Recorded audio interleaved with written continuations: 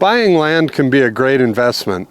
Unfortunately, there are many things people don't think about before their purchase. In this video, I'm going to go over the 5 biggest mistakes that I see people making when they buy land.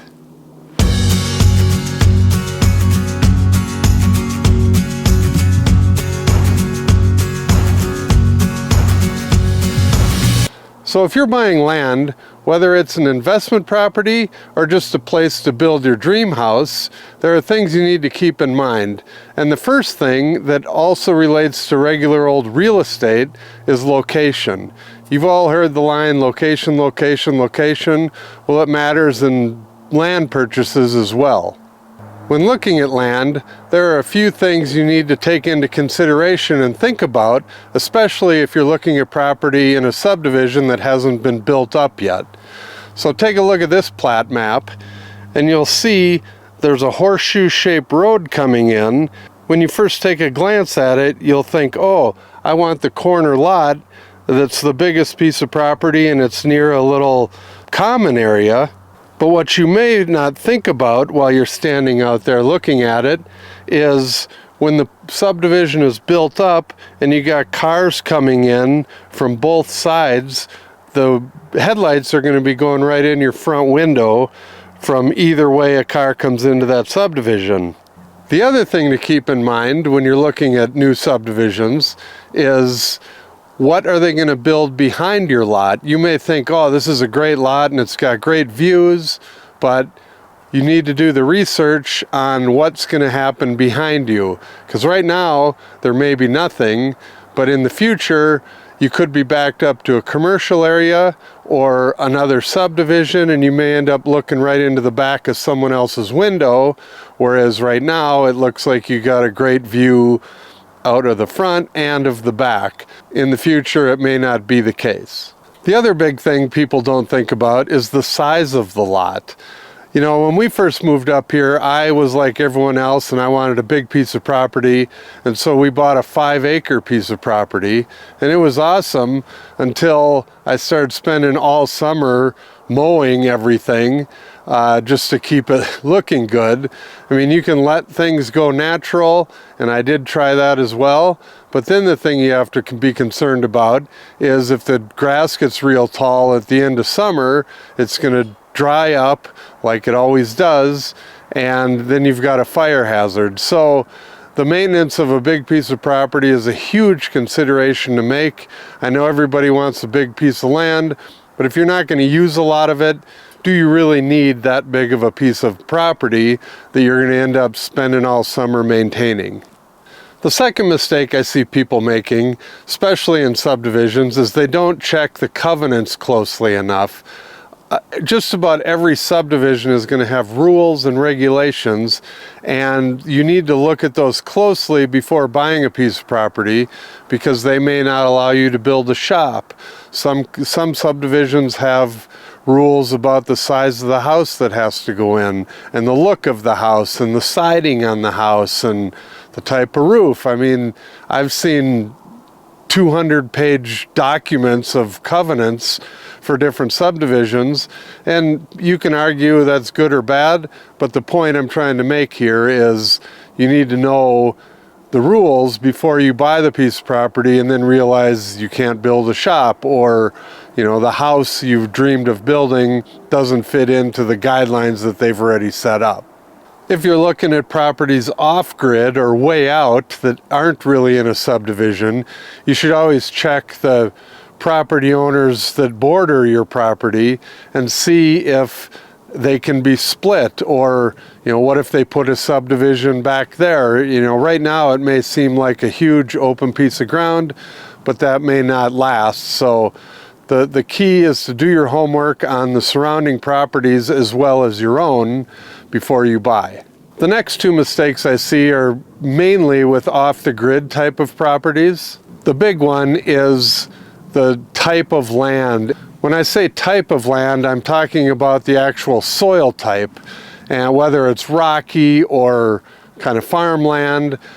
These are things you need to keep in mind when if you buy a big piece of property off-grid, or even if it's not off-grid, you may have to run your power and utilities a long way in the ground.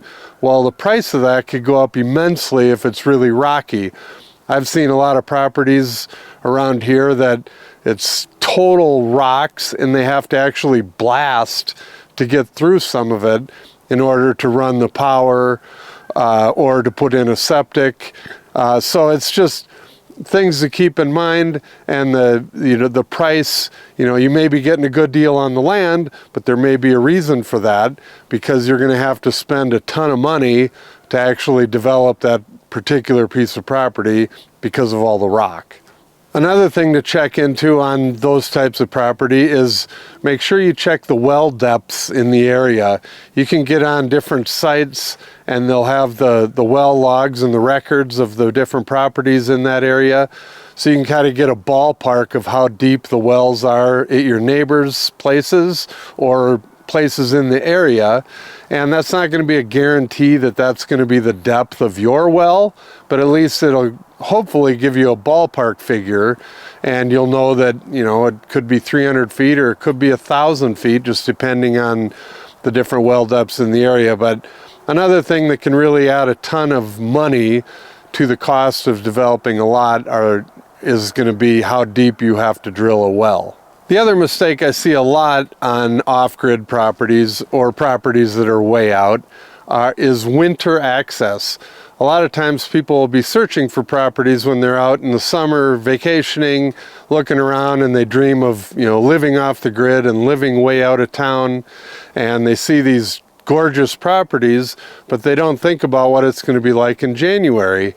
There can be situations where you have to plow for miles to get to your property because these roads are not maintained in the winter other than by you. The county's not going to come out and plow it, or the state, so it's going to be totally up to you to be able to get in and out of there in the winter. And that's another thing that you should definitely keep in mind when you're looking at properties in the summertime. Another thing too that comes up is if there's other people along that particular road, there may be a shared road agreement. You need to check into those as well and see how much money each person is chipping in for the maintenance of the road or the plowing of the road or whatever comes up on that particular road. These agreements are going to determine how much money you're going to have to pay or not pay and do yourself in the future. The last mistake I see people making is they don't think about resale value. And I've talked about this with houses, but the average time people own a piece of property is 7 years. And that doesn't matter if it's land or houses. Lives change, people change, and they end up getting rid of them. So you have to look at the resale value of your lot and decide what costs are going to go into it and how that's going to affect the value down the road. If you have to pump a ton of money into it to get it up to what you want, is it really going to sell for the same amount down the road when you go to sell it?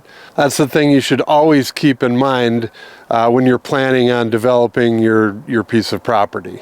The other thing that people don't look at is when a property is listed, as you can see on this plat map here, there's a lot of properties where, for whatever reason, the property pins go out to the middle of the road. So, like on this property, there's gross acreage and net acreage.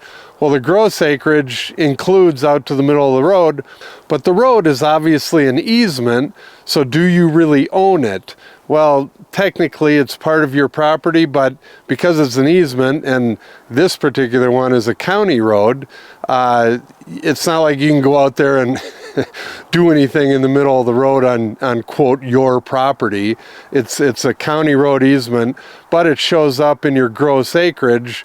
So when you go to sell the acreage in the future, again, it may show more acreage for sale than actually is usable acreage. So always check the plat map and make sure you know exactly what you're getting, because on bigger pieces of land that border a road, it's going to cut off a lot of square footage or actual property that is part of the gross acreage but isn't really usable land. So you may think you're getting a lot more acreage than you truly are.